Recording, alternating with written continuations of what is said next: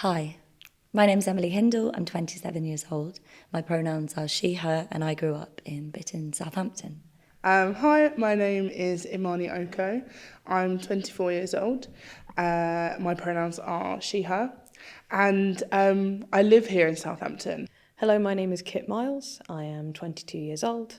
My pronouns are they, them, and I am born and raised in Southampton. For sure, that was brilliant. Fantastic. Thank you for being the first person to go. That was great. I've really enjoyed being a young leader on this. It's been very insightful, very informative, and very fulfilling as well. I think the work that we're doing is very important, and I feel very grateful to be a part of it. Being a young leader has been quite an interesting experience. It's been really informative. It's also been quite difficult engaging with people that are incredibly young, that finally feel like they have a space to be able to articulate things they're feeling is incredibly powerful and something that we've made quite an effort to nurture. But it can be difficult, obviously, to hear things that people are struggling with due to either the place that they've grown up or the culture around them and things like that, especially because I have my own reasons for taking part in this project, things that I struggled with as a young person, things that I also benefited from as a young person. As a young leader, I found working with young people through creativity incredibly inspiring. It's not often that you get to talk to so many young people and hear their thoughts and feelings about the things that directly affect them. We used spoken word, we used music, we used poetry. I think it's a unique opportunity for young people to, number one, explore their creativity, explore their sense of self and the world, and confront social issues in a way that is meaningful to them. At the end of the day, people's lives are worth more than like your comfort. And if like someone existing is going to make you uncomfortable, then I guess you're going to have to, because people have the same right to exist in the same spaces as you do. And if that makes you uncomfortable, then sorry. Working with young people at Barton Peveril Sixth Form College, one thing that really stuck out to me was how proud a lot of them were and how self-assured they all came across at such a young age. You know, working with people as young as 16 up to the age of 18. And it was incredible how well they seemed to understand themselves. We were coming in hoping to have a conversation with them, opening those doors around things that were inexpressible. And actually we found that so many of them were so willing to express those things. And whether that's because they felt safe around us, which is a wonderful thing in itself, or whether there is a kind of changing tide for young people. If the NHS and any kind of healthcare providers want to make it an inclusive space, they have to like actively be an including space and talk about it rather than like, it's not enough to be neutral and silent, I think. I just don't think it does anything anymore. Being around young people that felt it was a safe enough space to celebrate and actually openly talk about some parts of the LGBTQ community and what it's like to be young and either coming to terms with that or celebrating that or having to hide it in some spaces and be completely open in others was really fascinating, because actually it wasn't until I was older and actually left the culture that I grew up in that I was able to understand my own queerness and share it with other people. So seeing people at the age of 16 and 17 talk openly about their queerness and the things that make them angry as well as the things that bring them joy in relation to their queerness was really quite inspiring. The call to arms that we're responding to is very close to home for me. I myself am a member of the LGBTQIA plus community, and I also have suffered with healthcare inequalities since I was going through puberty at about 12 years old. And I think I initially started or wanted to be a part of this project because I don't want any more young people going through the challenges that I did when it comes to their health. The young people now are still going through the shame, the stigma, the embarrassment. They feel embarrassed about what their bodies are doing and how they should govern it, and it's completely wrong. If I were to think historically about the things I would have wanted to have been done differently when I was an adolescent, accessing healthcare in Southampton, I would say, and sort of ask for an increased validity behind people's questions, queries and concerns regarding their own health when it comes to people being young. Going through puberty can sometimes be a massive hindrance in how valid healthcare professionals believe your problems to be. A lot of young people today are like not 100%. They don't necessarily value themselves. Like when you, the way that the healthcare sector is now, when you go into it, you don't sometimes, like you need to value yourself and understand your worth and understand that there's something wrong and that you deserve to be helped.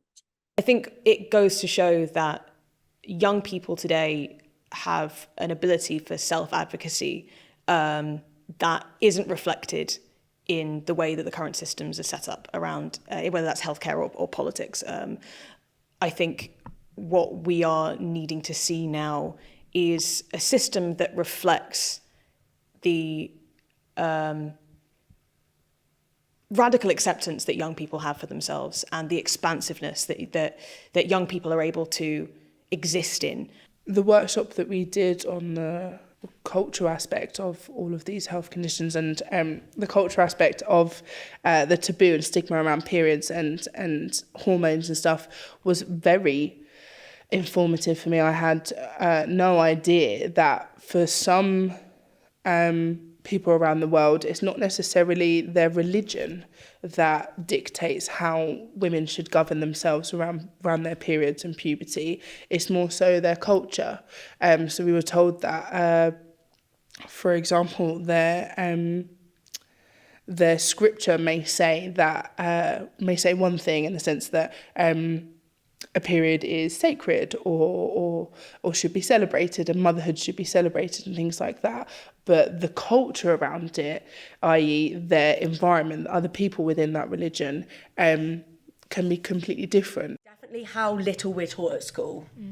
And how little we're taught, not just when it comes to periods, but, you know, how different other peers in your class, how different their periods and experiences are in comparison to your own. Yeah. And only today, at my fine age of 23, have I found out more information about these topics that just aren't discussed as much as they should be. I think, you know, it's done us all the world of good to find out more about this topic and to get rid of that social taboo.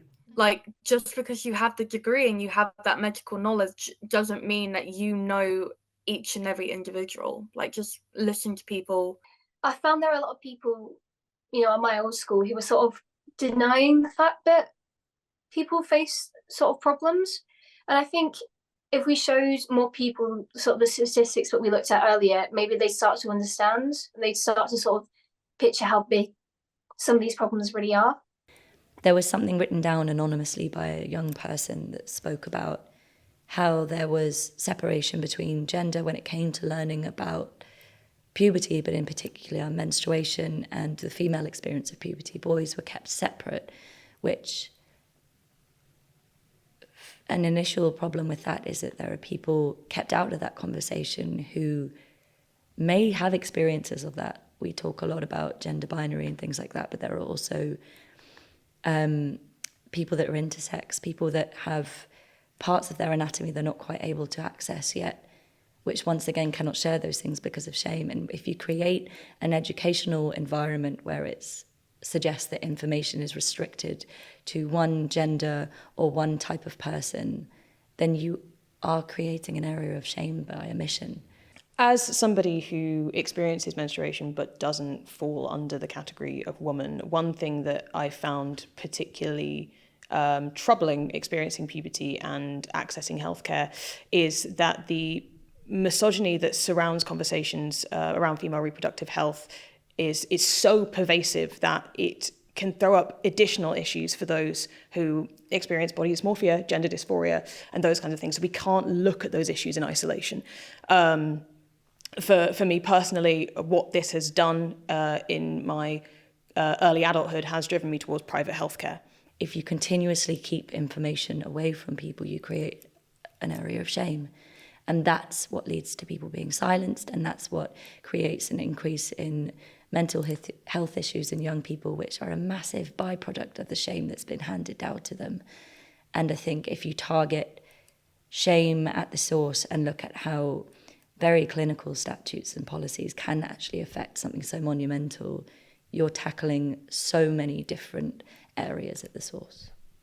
This misogyny around female reproductive health is so apparent that so often I have been infantilized, I have been brushed off, and I have been kind of left to feel as though these issues that are intrinsic to the way that my body functions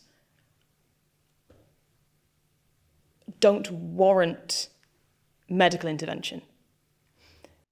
I think it's important to stop obsessing with everyone being an expert on everything and actually listen to the people in that experience.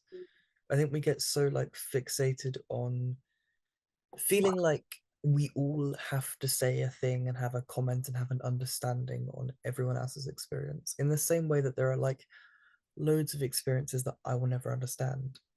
I don't need to be spoken for. Please could you make healthcare information more accessible for everyone, young people especially? Young people today understand that puberty, menopause, menstruation, gender, sexuality, culture, these are all connected things. I think the system needs to catch up. How to create empathetic and equal healthcare is a constant conversation. So you just need to make sure that anyone who has ever been silenced, whether that be queer people, young people, people going through hormonal changes, or people from underrepresented backgrounds, they all need to be part of the conversation, an equal conversation. You just have to make sure you listen.